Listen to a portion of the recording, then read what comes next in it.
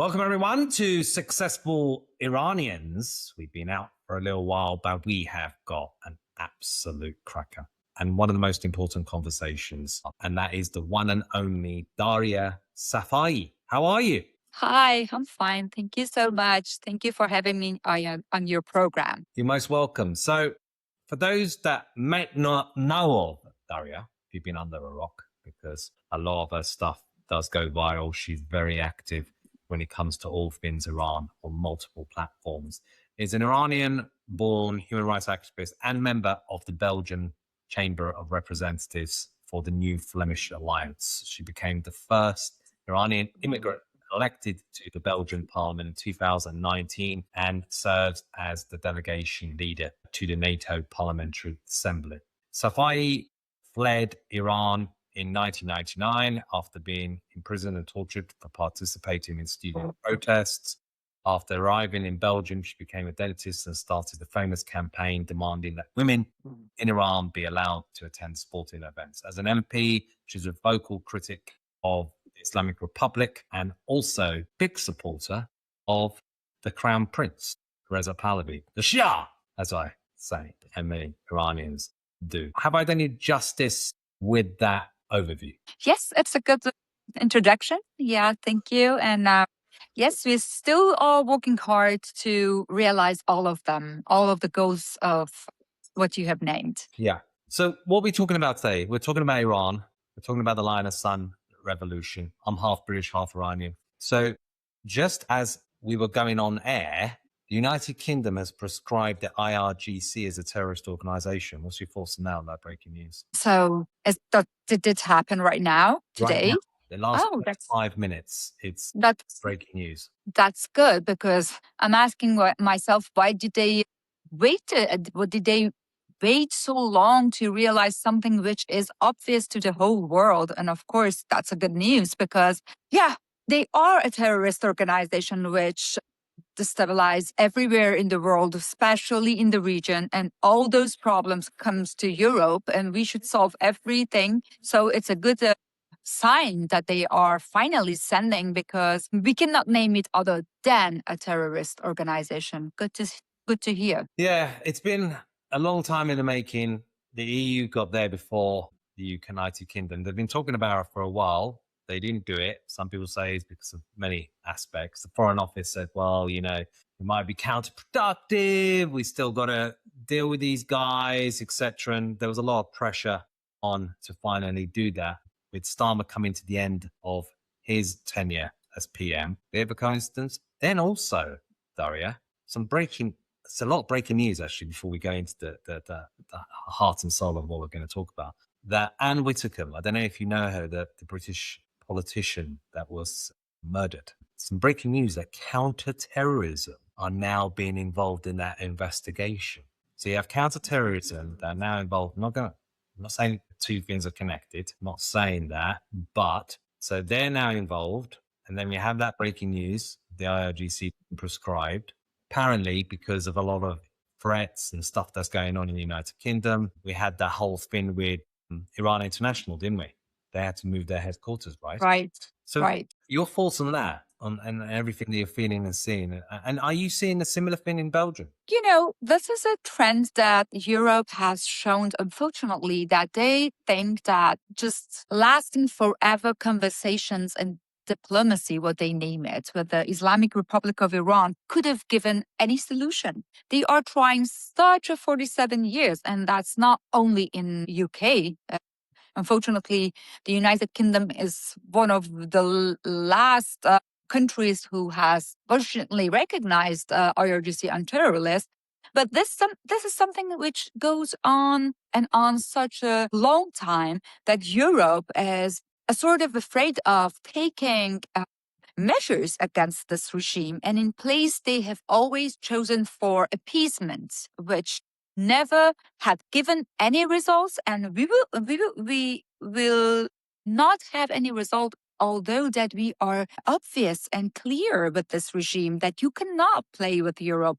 Of course, as you named, there are several terrorist attacks that they have done on the soil of Europe. I mean, I'm not talking only about the region which is in a fire because of the Islamic Republic of Iran. I'm talking about the soil of Europe, which has had several terrorist attack. I can name you several ones, like they have even tried to have an attack in Paris in 2018, which the terrorist Asadullah Assadi, which was captured even by the police and intelligence services, unfortunately has been released after several times and given back to Iranian regime.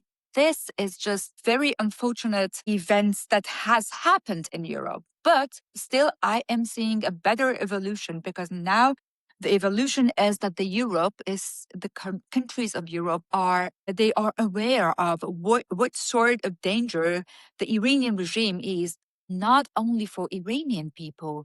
This is not a happening which is far from my country show. No, this is what's going on here. And even the terrorist attack, if we name that, even above that, everything which is going on in Middle East is our direct problem in Europe, because some of the people don't see it as a problem which is directly our problem, a war which is directly our Europeans' war, because they don't want to believe it. But still, they know very good that the Shahed drones that the Iranian regime gave to Ukraine and gave to Russia and made Russia so powerful against the infrastructures of Ukrainian people and government that came from Iranian regime. Europe knows such a long time that closing Bab al-Mandab door because of Houthis has cost them a lots of shipping and economic problems. They know that the Strait of Hormuz, this is a big problem for Europe. They know that the price of oil and gas is a big problem for Europe. Even the migration, if you name how many people from Middle East should have left their country, Syria, Iraq, Afghanistan, because of the wars that Iranian regime made in their countries, because the proxy wars that they are fighting against Europe again. So you name it. And this is how we should look at the conflict in Middle East. And I hope that the eyes are open, because we have lost a lots of years, years of non-action. It is time for action now.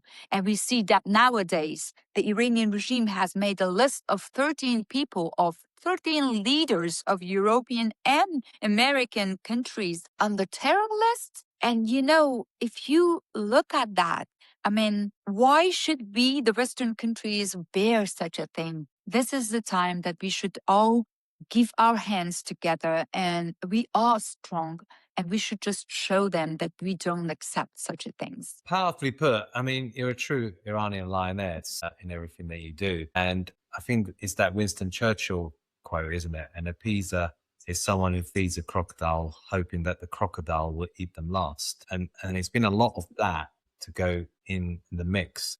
And before we go further, I want to say and mention an important thing that happened, and a shocking thing. And that was the passing of Lindsey Graham, who was a big advocate for Iran against this regime. He was on that list as well that they had done on social media, whatever their channels. I know there were some pictures of you, I think, with Lindsey Graham. So I just wanted to hear your thoughts about what happened yesterday, which I found truly shocking. We have lost a very big man for the history of Iran, because we, the Iranian people, we have fought such a long time. It was a very lonely fight against those monsters of Ayatollahs. But finally, you see someone who gets you. You see someone powerful like Senator Lindsey Graham, which honors your fight, which stands with you, which support you, which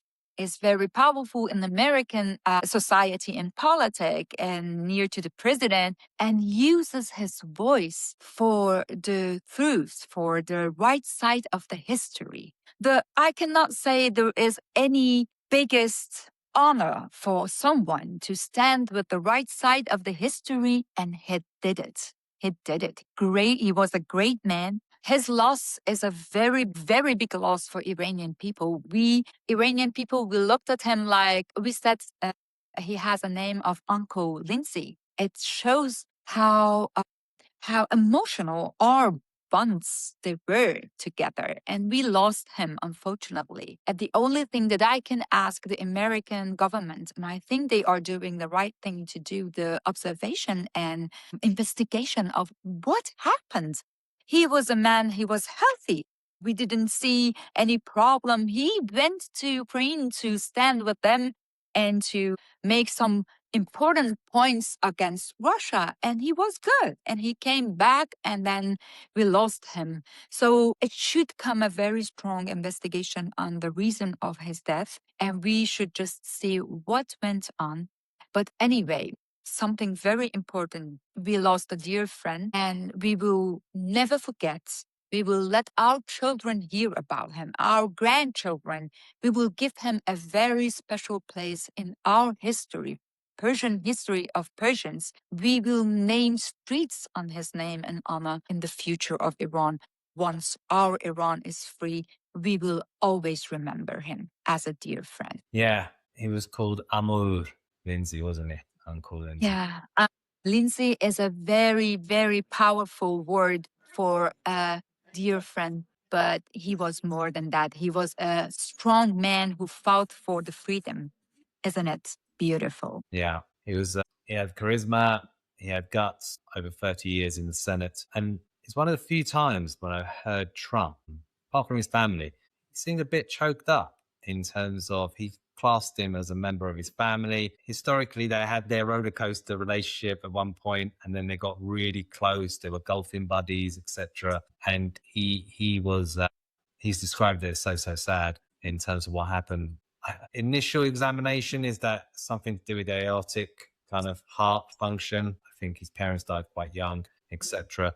But like you said, there are others saying, let's examine that fully because of the trip and everything that's going on around and all the threats. Now, the Lion and Sun Revolution. So there were Iranians before January the 8th and 9th, and there are Iranians after January the 8th. Right. Where some people say over 42,000, some people say way more, that were slaughtered by the Islamic Republic after millions upon millions went out onto the streets after the call on Crown Prince Reza Pahlavi, showing their incredible bravery, showing what they want, the real Iran, the true Iran. They want the Shah, not the Ayatollah, Iran, not the Islamic Republic. And then we had that massacre, the second worst massacre in modern history since Rwanda. And 6 months, and then after that, President Trump, help is coming, tweets, etc. There was some frustration. Where is the help? What? Because of lives were on the line. And then we had the war against the Islamic Republic with the US and Israel and Harmony being taken out. Let's talk about the Lion and Sun Revolution and then unpack the other stuff and your thoughts on it.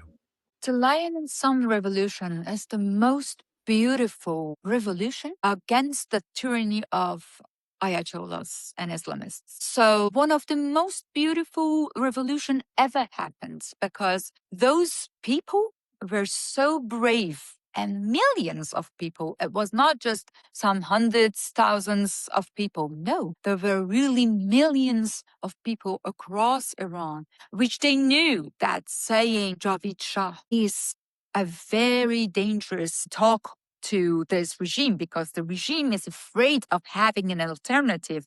They were always happy that the Iranian, which are against this regime, they don't have any choice, any option, any alternative, or they are divided.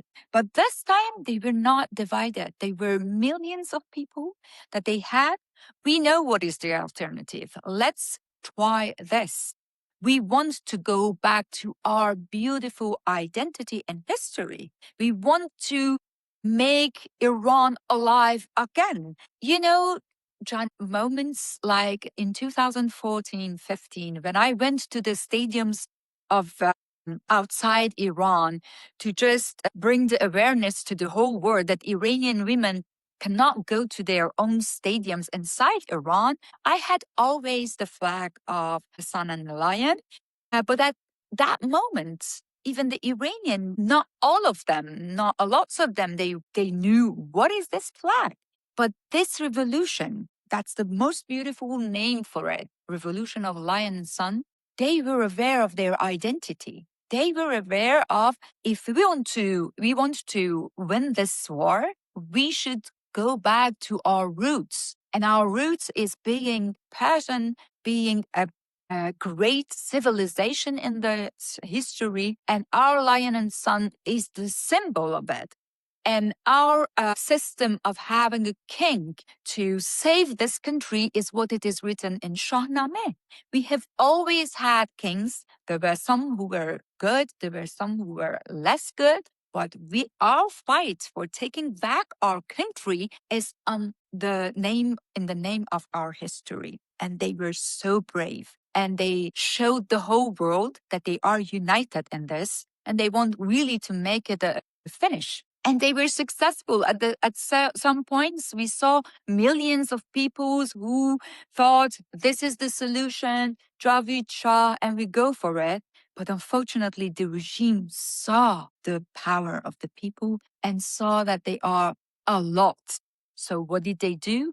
I cannot say how heartless, because they didn't have any heart, but they killed children, young people, men, women, people who has been waited at home, people who just wanted to have a good life and prosper country. They can't. They should have. This is their right. They killed them. This is the first interview that I gave about those feelings of those days. The first videos, they blocked our internet that the world don't see what for massacre they have done. They blocked it. We didn't know even what's going on. After some days, when the internet were still connected, the first film that they came, we didn't believe it. We thought, this cannot be true. You cannot use gun machines against people with bare hands. You could not. This cannot be true. I thought even it was AI films, but then it was one, two, more, and then they were our beloved young people inside the bags, the black bags. What they have done with us, it's only a second Holocaust. You think we can even forget those days in our hundreds and thousand history? We will one day be history in the future. We will never let our next generation forget those massacres, because we have lost a lot of blood for having the freedom which we will have, we will bring to Iran. And that's why it's the best description for Iranian people. We have changed. We cannot live anymore like what we have had before 8 and 9 January. We cannot be normal again, because this traces us, this makes us. This loss is something which we should use, this anger, we should use and write history. And we are writing it. It's not finished. It won't finish until we are done, until Iran is taken back. And we are powerful. I know that the Iranian people, they believe in their power, because in these 6 months, some of the people, they say, we are nowhere. We didn't move anything. Nothing has moved. Everything is the same. No, it's not. We powerful Persian people has shown the world that this is not only our fight. You should engage yourself, not for Iranian people, not only for Iranian people, but for your own future, for your own countries in Europe and Western countries, America, Canada. Just engage yourself with this war, because the Iranian regime is not only the one who kills Iranian people, they are here to end and kill the civilization, European and Western civilization. And that's what is going on nowadays. So for the people who are believing in it, I just have one word. We will stick together. We believe in it because we can make it happen. Look what we have done. President Trump said, help is on the way. Of course, help coming from America was not possible in some days. We were frustrated, but we still believed we are going to fight. Even the world won't help us, we are going to fight. And after we brought those powers to use against the Iranian regime, and look, where is Khamenei? Where is Ayatollah Khamenei who killed our children? We didn't even know. They should have waited 4 months to just have a ceremony for him. I mean, this is our power and we believe in it. And that's why we are here to fight this fight until it's done. We are going to make it happen. We are going to free our country from those monsters. Yeah. And did you see though that funeral ceremony where a lot of AI was utilized to make out there were so many people onto the streets, etc.? Because they've always done this. Rent-a crowds, for one, throughout the inception of the Islamic Republic. They used to cultivate the media, the legacy media, because there was no social media. So they put articles in the New York Times, Times of the UK, etc. And they dominate the narrative. And they've been trying to do it now because I think they've got over 50,000 people called their cyber army on social media to really hit the channels. Did you see all of those clips? I tried to follow the ceremony because it was also for me interesting to see how afraid they were just for burying him. And they should have asked the permission of America. Can we just bury him finally on this day? Would you please not attack us? How miserable they are that they are asking the great Satan permission of coming on the streets. So they have done it. Of course, I followed it. And I saw that they have opened the borders of neighbor countries, Afghanistan, Pakistan, Iraq, and let everyone come inside to have some people on the streets. But although they were not such a big crowd, Iran itself is a country of 90 million people. I was really discussed by some of the journalists, European journalists, like name it, BBC, or some bloggers, or some influencers. Yeah, I, right. I was just disgusted by things that they say. They bring it on a very like it was everything was fine, beautiful. Lots of people were crying for the Khamenei. This is just lying to in the mainstream media. This is just lying. They were not a lot of people. They were even most of them not Iranian. And Iran has 90 million. Are you happy to see like 50,000 Afghan, Pakistani, Iraq, and some of the crazy Iranian, and some of the Iranian who should just have been there because otherwise they couldn't go at work next day? Are you happy? Are you naming it a glorious ceremony? It's not. And we know it. We are 90 million Iranian, hand in hand, united together. We will never let the world to make the lines abroad. So I am here. I explain everything. You are here. You explain everything. And we have the Western countries. Most of them, they are interested in real news, not the fake news of those BBC, CNN, or whatever they are. And that's what we are doing. We are telling them that a big country with 90 million people, seeing there like 50,000 or 100,000 people, it's saying nothing. No one goes there because every Iranian, even the people who, some of them are working for the government, they know that they have killed our young, innocent children. No one wants them. No one is crazy to want the poverty. We Iranian, we have the most rich country in the whole world. We have oil, we have gas. One of the highest amount of gas and oil is in our country, but we live in Iran, inside Iran, in poverty. Do you think CNN really think that Iranian people are happy with the Ayatollahs? Could it be possible? They don't have even something to eat. They were some of them, they were happy to have some rice and some oil from the government. This is not what we Iranian we deserve. Iranian deserve the best because they are rich and they are culturally civilized, culturally rich. We can make our country great again. And That's why we don't want ayatollahs. It should be obvious for any mainstream media who had tried to bring Iranian regime in the good daylight. It's not possible. No one believes those kind of lying, because we know that the ayatollahs are monsters. They have just given nothing than misery. And we know that our identity, what we were before ayatollahs, before Islam, that's what we want to go back to, and we will. So they can try whatever they want. No one believes them, and we continue our fight until at the end. Yeah, powerful words. I mean, legacy media is dead in a lot of ways. You get a lot of the breaking news on social media, for example, X, formerly known as Twitter. And when it comes to these media networks, yeah, Ayatollah BBC and Sky News and CNN, when it came to the Lion and Sun revolution, very slow, only till they were really compelled to report on it. And then there was they would describe it as like protests, or they would just completely either downplay it, or we need to be sure, journalism integrity, etc.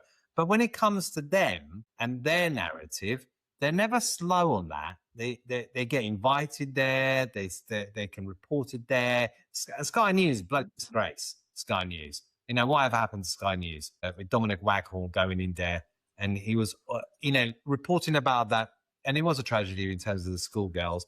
But who brought that on? The Islamic Republic, in terms of what they've caused and what they've put Iranians through. 8-year war, over 500,000 dead, have killed and tortured in terms of Iranians inside Iran. No one has tortured more, no one has killed more in terms of the Islamic Republic. And then we have the Lion and Sun revolution and what happened there. But yet, legacy media, conveniently or disgracefully, kind of blurs the lines or kind of plays lip service to it. And that's been a problem. And thank God for social media, because where citizen journalism has come through, people like yourself who are active and really putting the word out. Otherwise, a lot of people would be ignorant to it, because most people live in their micro bubbles, don't they? In terms of their families, bills, they don't have skin in the game. A lot tune in and listen to these legacy media. And now, because of the social media, they can listen to, well, okay, actually, that's not the truth. This is more the truth, and educate themselves. So the reality is, we've had the Lion Sun revolution. Can you believe it? That was, 6 months ago? It is 6 months ago already. Right. And we then have had the war. Where do you think that war was becoming more challenging, or was going a little bit not in the direction of where a lot of Iranians were wanting it to go? Because it started off so powerfully, so strong in terms of harmony, etc. And I felt like middle of March type April period, it seemed to be a change of something. And then before we knew it, ceasefire talks, etc. Was it simply the economic terrorism of the new nuke of Strait of Hormuz being used that put pressure, ultimately the memorandum of misunderstanding? There were different factors, reasons to name that it was not so easy, but we have never thought that it will be so easy neither. I mean, look, if you are a politician like we are, you know that it's a tragic, which is not easy. Look, this monster regime has used for 47 years the money of oil and gas and everything he earned, even on drugs. They exported drugs everywhere in the world. They used it for making Hamas, Hezbollah, Houthis, Hashtar Shabi, Fatemiyun, Zainabiyun, every proxy military forces that you name are supported and paid by those monsters to make such a great army around Iran, even to defend themselves. And this is an asymmetric war. This is not symmetric war. Look, they attack their own neighbors. Bahrain, Qatar, Kuwait, even Qatar and Oman, who helped them, they have been attacked. Why are they attacking apartments and just people, citizens of those Arabic countries? Because this is an asymmetric war. They want to put pressure on every country to, at the end, to accept, to kneel down and accept a sort of wishy-washy, not okay agreement. But even that, they won't accept it. Even kneeling for them is not enough because they are ideologically Islamists. They know one thing. They only win if the whole Western countries are just ruining. And for this reason, they can also attack the Muslim countries around Iran. No worries. They have paid 47 years, every cent and real money that they have earned for making missiles, putting that on the nuclear adventure. So they have missiles which reach Europe right now. They have made drones given to Russia, best technology actually, and very cheap. They have very cheap things that can satirize the air force and the air defense, and they can, some of them, reach the infrastructures in Ukraine. So 47 years of happening, of helping all those terrorist action. And what did the Western countries they do? Sitting, looking, sometimes turning their eyes that we don't see even what's going on, and appeasement and talking and wasting the time for diplomacy. Of course, if you let those monsters become bigger, they become so big that they come and they want to eat you. That's a mistake that the Western country has done for 47 years. We cannot solve it in 3 months. And that's why I am not sad because it didn't end. It's not ended yet. The way it goes on, they are weakened. They are really weakened with those attacks of America and Israel. They have lost a lot.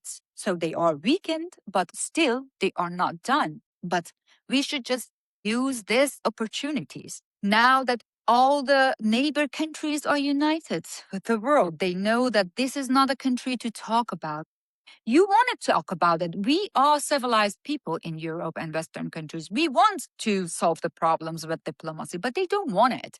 And that now is known in the whole world. So the world is searching a solution. The solution is not only bombardment, is not only attack by an airplane. It asks much more. And that's where the whole world should be ready. Look, in the history of the Western countries, once Hitler was trying to expand his power and to go and take other countries, and that fascism were everywhere, just poison. What the European countries asked America, their ally, they asked help. America at first was not really convinced that this is the war of America as well, until Pearl Harbor happened.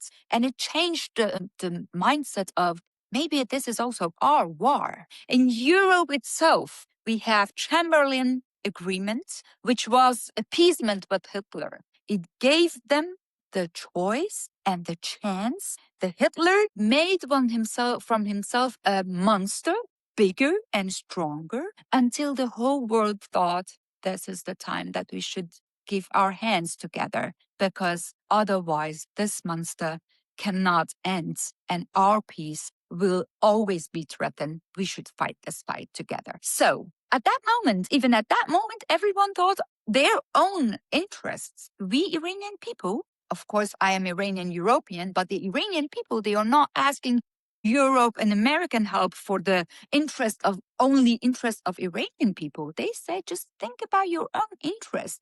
Isn't it the time to give our hand together? The Iranian people inside Iran are the best allies of the Western countries outside Iran, and make it happen. Just finish the job. And finishing the job, it asks more political will, more political togetherness. And that's what Europe should do with America and Canada and every Western countries. Even if it's needed to have boots on the ground, we should just finish this job, because even if we don't do it right now, we can lose in the future. We should never lift the sanctions of Islamic Republic of Iran. If we just ease the sanctions, they use the money that they earn from oil and gas for making their proxies, missiles, and everything again strong.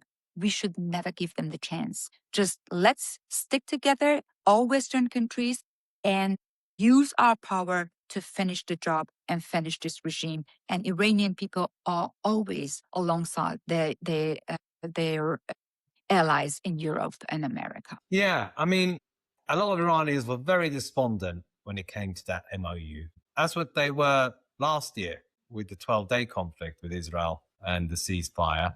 And they were thinking, what's going on here? And it looked horrific on paper, the actual MOU. I was like, what's going on here? This is so not Trump-esque. This is, it looks like a bit of a capitulation, the memorandum of misunderstanding, as I call it. And you think, why? And the sense of disappointment was massive. And, Of course. you know, have we been betrayed? Have we been thrown under the bus? You know, what happened to about, you know, we will tell you a moment to come out onto the streets at the right time. That's what I think Trump said, President Trump said. And then others people said, no, it's 4D chess, it's 5D chess. You've got to look at it that way. You know, people said, you know, what can you do? The oil prices, the gas prices were going up. Then it affects the gilt rates, which then affects your mortgages, your credit card rates, etc. And there was real pain coming in because that Strait of Hormuz contains 20% of the world's fertilizers. It contains the oil supply. It doesn't for the US, and surprisingly for the United Kingdom, it doesn't either because we get most of our oil from the North Sea. But it does for jet fuel. And then you think to yourself, but they said they were going to close the Strait of Hormuz, and they did it. They said it was going to be regional, and they did it. So where was the plan in not dealing with that? Because to have a regime which for them, survival is winning. Survival is winning. It always has been. To buy time, and to survive. Right. And he mentioned the Nazis. Anyone should look at a documentary on the BBC called The Rise of the Nazis.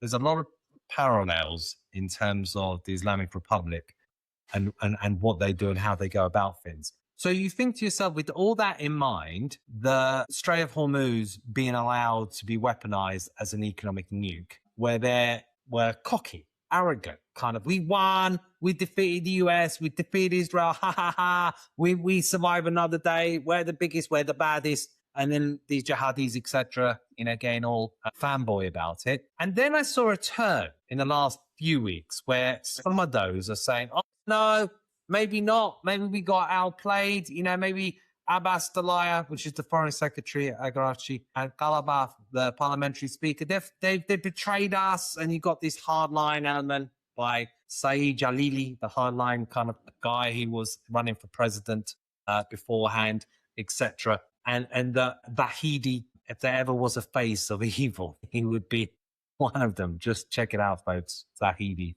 see what you think. And they were more the power who were then going against these so-called elements, Yatalabaf, Abbas, etc., the foreign secretary, because they've always played this narrative, you know, soft, hard or less hard, the white turban or the black turban. The reformers were the marketing department, your Zarifs, your Rouhani's, who was the ex-president, etc., you know, more softly spoken, more smiley, you know, but they were the biggest betrayers of Iran because I'd always have a scumbag any day of the week because at least I'm dealing with that. You know, I know what I'm getting rather than that one, like those Khatami in 1997, I think, won the election when Christiane Amanpour, what a bloody disgrace she is, going in with CNN, all happy as Larry with their interview, etc. Very silent when it came to Lion Sun Revolution. Hater, the Pahlavi derangement syndrome as well, etc. So to cut a long story short, you have all these elements where now some of the harder, they're all Islamic Republic folks, regardless. There is no kind of reformer nonsense. People tried it in 2009 with the Green Movement, Musavi, Garubi, etc. And what they got was Neda Sultani, and they tried evolution, but people want revolution. And you got all of that in mind. And now those harder elements are saying, no, maybe we shouldn't have done that. And they betrayed us. So there's a little bit, maybe, of a split going on. What's your thoughts on all of that? I think, first of all, it's very important to know that this MOU is something very, very weak. There is nothing inside it. It was a sort of exit strategy because President Trump was not ready for continuing it for any reason. It's like there is an election, there is something. At that moment, I thought this is just a button of pause. I mean, we are going to stop just temporarily until election is done, football is done, until we get ready for the next step. And of course, even that, the Iranian regime make that not easy for them because the what they are doesn't permit them to stop this fight. America has always been great Satan. And signing even just that nothing MOU was difficult for Iranian regime. But they thought, okay, we should be a little bit clever. Just let's buy some time. Even that, it's not easy. Inside Iranian regime, there are two powers who are always fighting with each other. But they have also a lot of things in common. The thing that they have in common is some of them, they say, just let's be clever, buy some time and attack them or make ourselves ready for the next attack. And some of them, they are ideologically so hardliner that they say, no, we cannot, because this is against our principle. Even just temporarily, we cannot accept it. That's the only thing. But the whole thing, and if you know Iranian regime, I'm not sure that every politician know Iranian regime as well, because the politicians in the world, they come, they stay 4 years, and then is the next. I mean, democracy is something very powerful that gives you the tools to decide on that 4 years. And after that, there is someone else. And most of the time, you have left wing and then right wing and again a left wing and again right wing because some of the things they didn't do it good. We want to do it better. And then it goes further and further. So the thing is, I'm not sure that even President Trump knew well what's going on in Iranian regime because 47 years of we are against America won't change because they have been this attack of America. They won't change. President Trump has once said that the regime has been changed. I brought some other people, but I'm so sorry. It's not possible. It's not right. This is not how regime change it means. Regime which has the same ideology has the same ideology.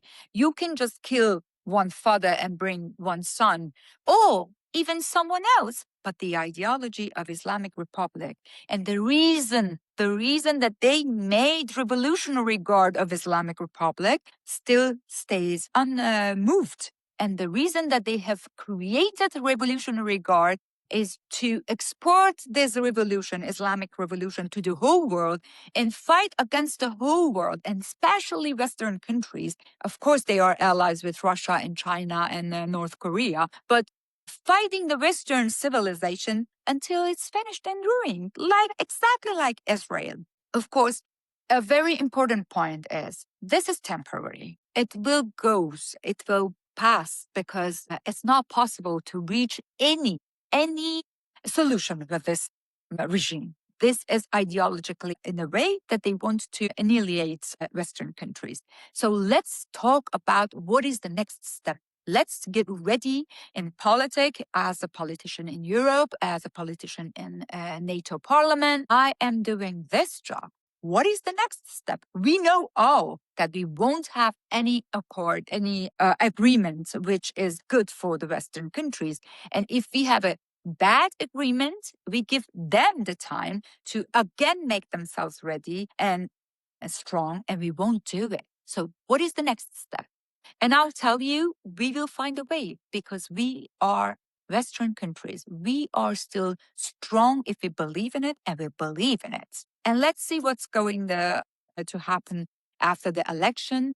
And let's hope that everything is ready for the next step.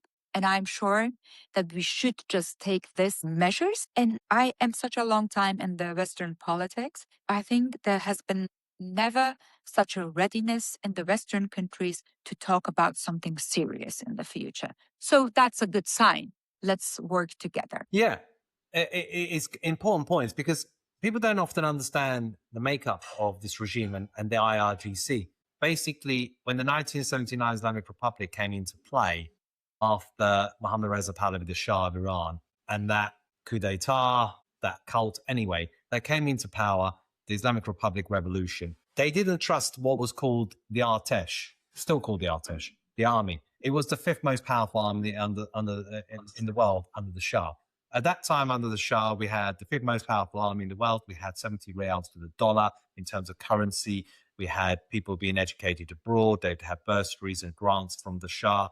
We had the right to vote before even that of Switzerland in 1964. We had secular laws coming into play. We had protection of rights of women in terms of parental rights when the divorce cases has happened. We had railways, we had infrastructure, we had roads, we had poverty reduced, we had literacy rates up, etc. We had the national income going up around about 67 times in the reign of Muhammad Reza Pahlavi, the Shah of Iran.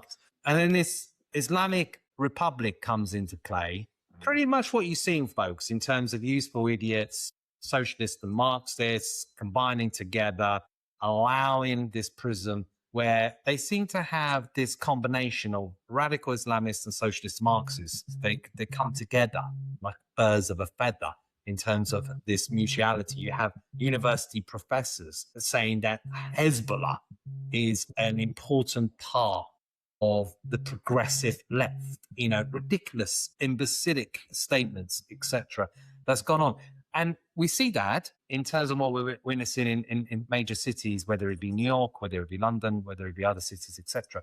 And that's what happened in the 1970s, because it was cool to be lefty a little bit. And unfortunately, that generation, not all, the majority were against the regime, but it's only a minority you need to have a revolution. I think Harvard did the study, you need about 3.5% of the population at its peak that would make a revolution guaranteed. Right. And these Islamists were well organized. You had the PLO, you had Gaddafi of Libya, you had those forces that were training and helping these Islamists to come in and to take over. And then you had the issue of the West, because 1970, rise of oil prices, which were then putting pressures on Western economies. The US was very much relying on oil back in the day. And Iran was becoming a powerful country. It was on course to become the South Korea of the Middle East. It's now North Korea. Well, on the road to being North Korea of the Middle East. And it was going to be in the top 5 most prosperous countries on earth. And the Shah was very pleased about that because he loved Iran. He was Iran first. And Pahlavis are the face of modern Iran. So when people think, monarchy is an old system, is antiquated, why do you want that, etc. and all that, there is no history without monarchy in Iran.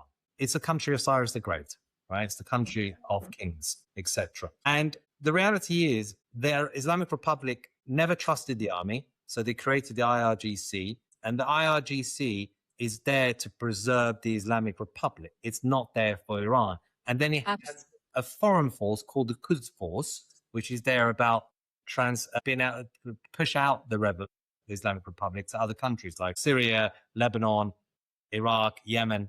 They had the figure of Soleimani. People will know what happened with Trump's first term in terms of taking him out. So in a roundabout kind of fashion, and to close on this, is that the IRGC has never been Iran.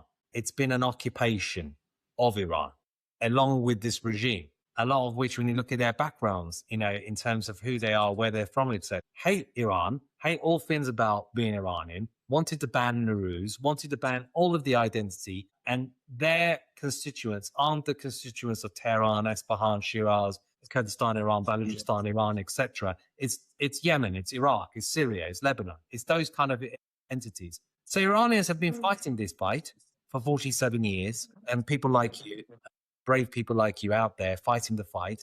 But now, after October the 7th, which I think when history looks back will be the fatal mistake of Khamenei, who I think ended up bringing down this regime and the support of Hamas and what went on before then. They didn't play it like what happened with 9/11, when they were kind of sly, etc., to make sure that they weren't targeted to the US. But a big decision has to be made, because I don't think airstrikes is going to be enough. I personally, this is just a personal view, there has to be some kind of ground game in order to end this regime. I don't know your thoughts. Of course, airstrikes are not enough. And I think we should have known it before, and we knew it. I mean, it's not that that we thought like this regime will change us. How is it possible? This is a regime which has a very strong network inside of it. It's not dependent only on one person. And as you told, RUGC is the occupier of the regime. Of course, the leader of the supreme leader of all those that regime and IRGC was Khamenei, but Khamenei has also 20 years of Khamenei Jr. Beside him, who has learned everything. And by the way, even if you lose both Khamenei's, system is there, and it is a system. It's not one man dependent, although one man decides every time. So airstrikes are not enough. That's right. And the next step, which I have talked about, is let's see what we can do with boots on the ground. It should not be, the moment that you decide to fight against Hitler, that was also boots on the ground. And I don't say it easily because unfortunately, it is in some way in Europe, it's a taboo talking about. Why? Of course, war is not what we have chosen. This is a war who they have begun against us. If you don't see, if you don't reply and defend your country, you will lose your country in the future, then you know that you invest in defense not for nothing. It's not a decoration who you are buying so expensive. In politics, as a politician in the Committee of Defense and Foreign Affairs in the Belgian Parliament, I know that we invest a lot in our defense system, not only in my country, Belgium, but also in whole Europe. Because we have seen that we can easily be attacked by Putin, by Iranian regime. Our interest in the Strait of Hormuz has been attacked, in Bab al-Mandab has been attacked. This all our interest, our economy. And we have seen how Iranian regime helped Russia against us. So if we still don't believe that this is our war and we should just finish the work, then we are not okay. We are not right. And if you invest such an amount of money on your defense, just as a decoration, just please don't do it because it doesn't serve your children and our children in Europe. If you're doing it, if you're making it, it's just very important to know that we should use it for defending our children in future. It's our job to do it. The most frustrated time of my life was the moment that I was angry of my parents. And I told them and I asked them and I said, you were free in the time of Shah. You had the freedom to dance, to be a woman, to go to work, to not be a second citizen. We Iranian, we had the right to vote before Belgium it had, before lots of Western country has the right to vote as a woman. We had it. We had all those things. And I asked my parents, why didn't you preserve them for us? We were the future.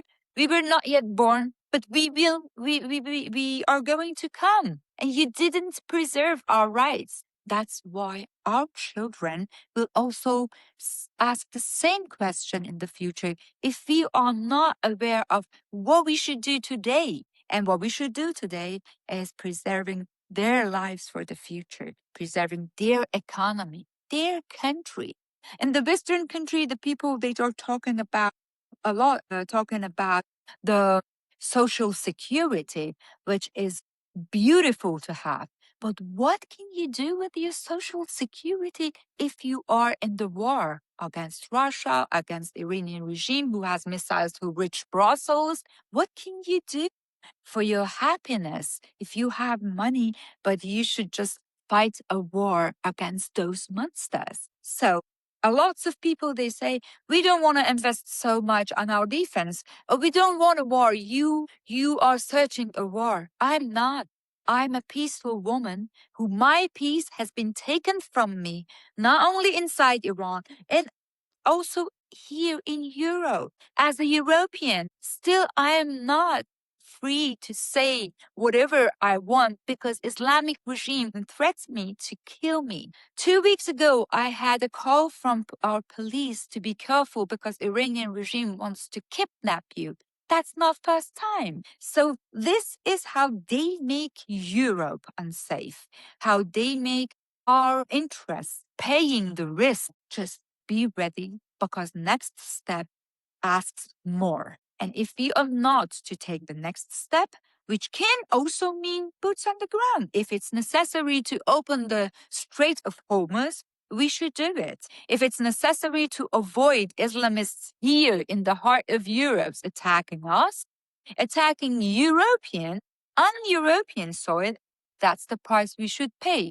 I don't say we will, because hopefully we can just have a way, maybe also the regime is also so weak that maybe we can also finish it easier. But if it's necessary to bring boots on the ground, we should just do it. And otherwise, we don't deserve freedom because we don't know the cost and the importance of freedom. Who doesn't acknowledge the importance of freedom can lose it at any second.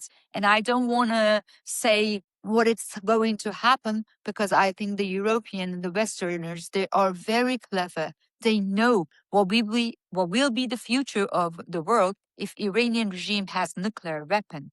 I should not explain what will happen. Nuclear weapon, having missiles who can go further than 4,000 kilometers, I should not explain what it means for the whole world. So at any cost, we should not let this regime have nuclear weapon, missiles, making proxies strong again, and earning money, especially earning money to make all those things happen. Let's begin with just blockading the Strait of Hormuz for Iranian regime. They cannot sell oil because that money goes only for the terrorism, and we cannot let it happen. Yeah. I mean, as we come more towards the end of the podcast, how are they going to overcome the regime putting up the prices again of the oil markets? Because they were saying, I was thinking it goes to $200. And they know this is a real weak point for the West and economies, etc. It can't be what we did before, right? In terms of this war, because then the same things will play out again. The prices will go up again. There's pressure, etc. They'll do it to a point. Then at the request of Pakistan, part two or whatever will come into play. So there has to be something else during this time you would have thought to combat what has gone on in terms of how they play their card with all of this economic terrorism, which was their trump, to excuse the pun, was their trump card. I think at the end, very important thing is that because they have talked also to lift some of the sanctions or to ease some of the other sanctions, this is a very wrong decision because we know all that they will not accept to stop enrichment of nuclear weapons, stop their missiles programs, and stop their proxies. So as we know that letting them selling oil and gas is just investing on our killers. I mean, you give them money to attack us. That's so ridiculous. You cannot do it. As the Western countries, it can cost whatever it costs, but we cannot invest our own killing machine.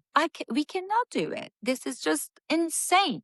Just let them be blocked in the hell that they made for the whole world and then decide how to finish the job.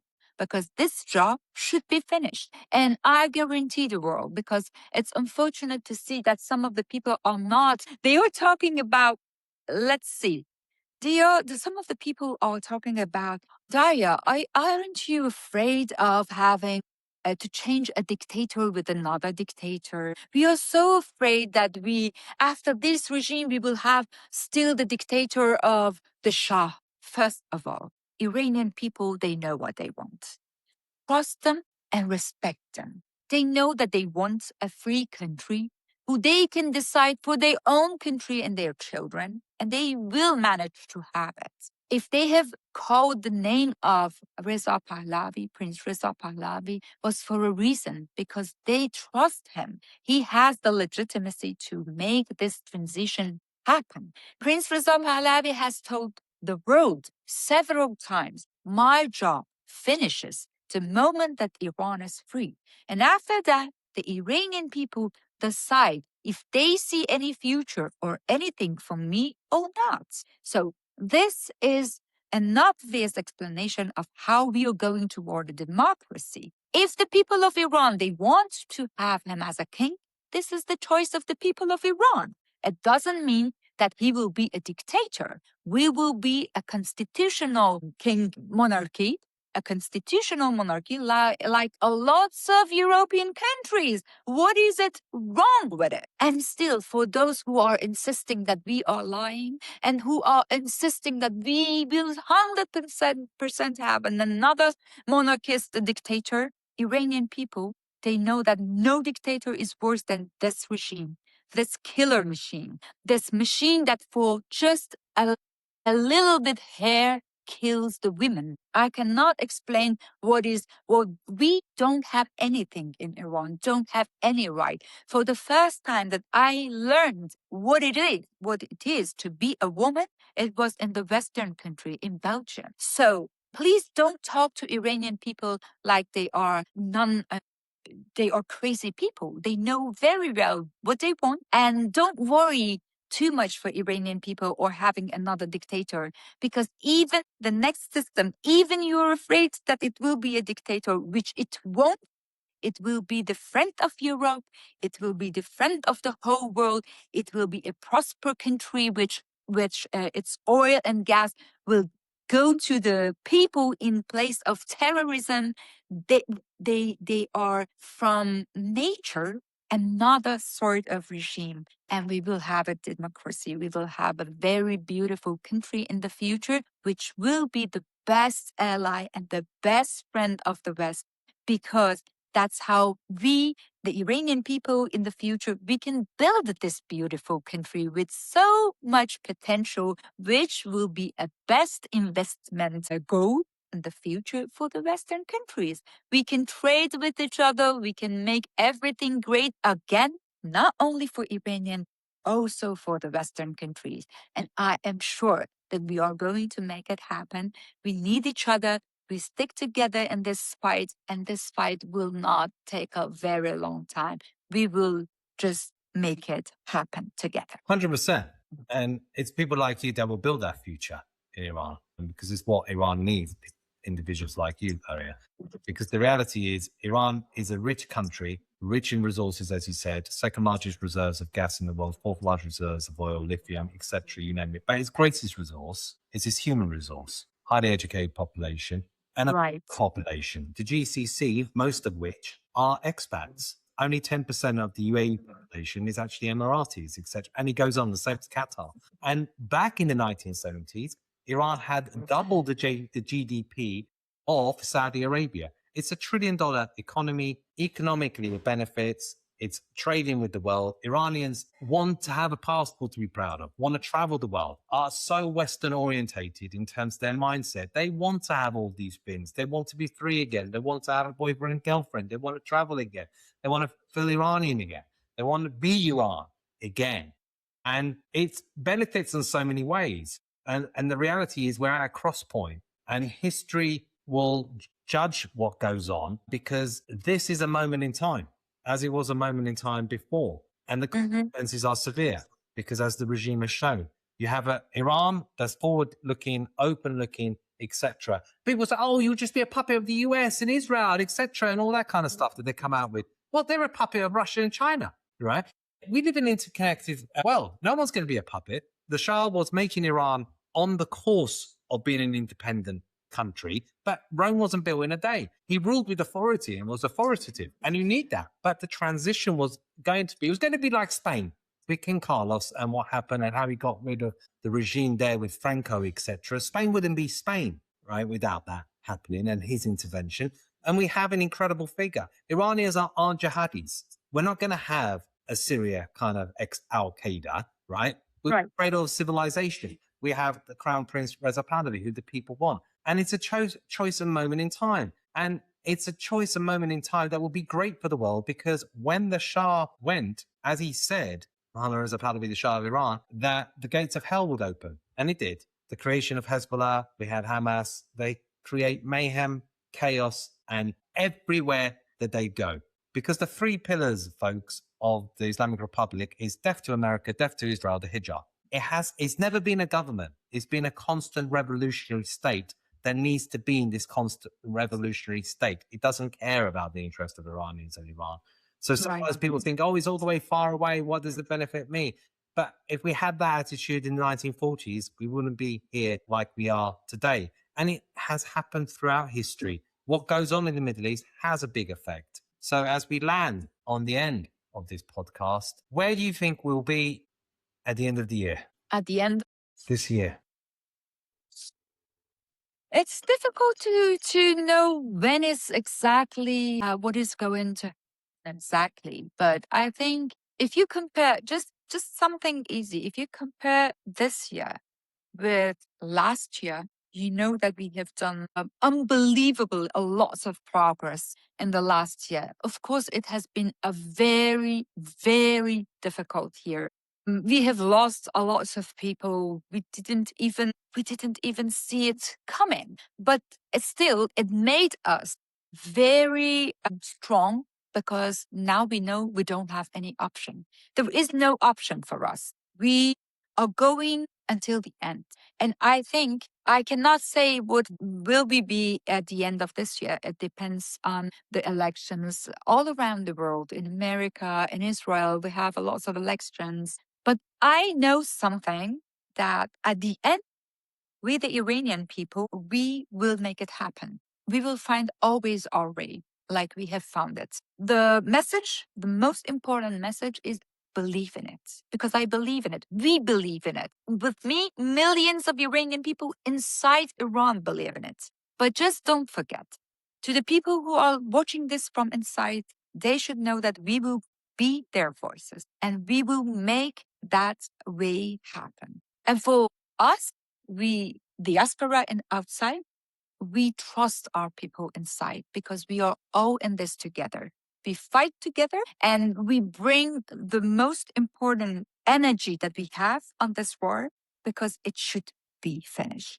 At the end of this year, or at the beginning of the next year, or wherever in the future, very short future. I see this, and we will fight for it until the end. That's a beautiful way to end. And, pioneer Iran, long live Iran. And thank you for your time spent on the podcast. Where could people reach out to you? What's your socials, etc., on how to best follow you? Because you're so active and you do so much. Everything that we do is just our duty to do, because our people has given their lives. So that's why I am also really active to say, I love my country, Iran. And I know that you love Iran as well. And we love it. We will fight it until the end. Wherever you want, you can contact me on the social medias, what you prefer. I'm always in touch with the people who are giving everything for one goal: freedom. Freedom in Iran, freedom for the whole world, and Payande Iran. Absolutely. So that's Daria Safai. She's on Instagram, on Twitter. Give her a follow, etc. And let's all support each other. Remember the Rumi quote: alone, you're a drop in the ocean. Together, we become the ocean. Thank you so much. A pleasure, dear. Have a good day, and we'll